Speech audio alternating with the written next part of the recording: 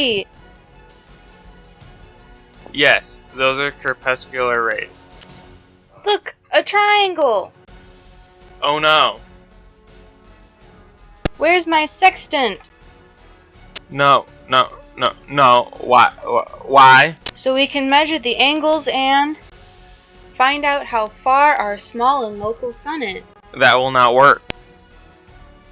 Yes, it will. We're doing science. No, it will not. Those crepuscular rays are parallel, and our sun is very big and very far away. Nuh-uh. Did you measure it yourself? Let me show you. First, can you turn around as I strike the set?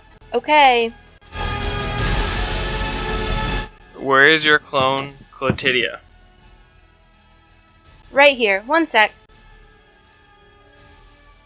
Hi, Clotidia. Grab your cameras, your Poser 9000s. Okay, now turn around as we build this next set. Let's start this set. Let's grab a planet. Now a sky.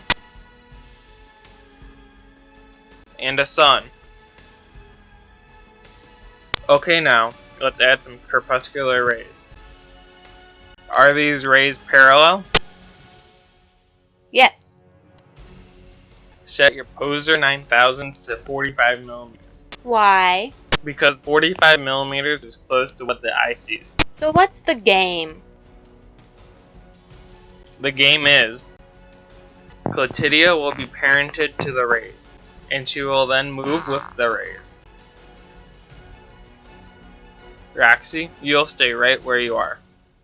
You'll both use your Poser 9000 to take photos of the rays as they tilt back from 90 degrees to 5 degrees at every 5 degrees. Ready? Ready!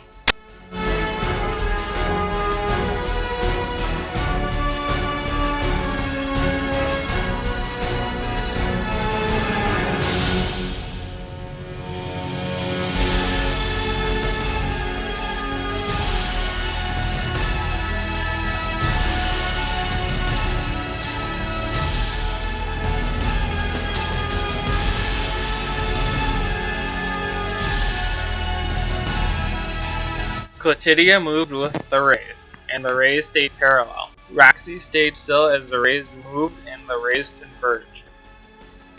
So crepuscular rays seem to converge but are exactly parallel. Nuh-uh. It's a parlor trick. You'll need to do this 100 times and then maybe.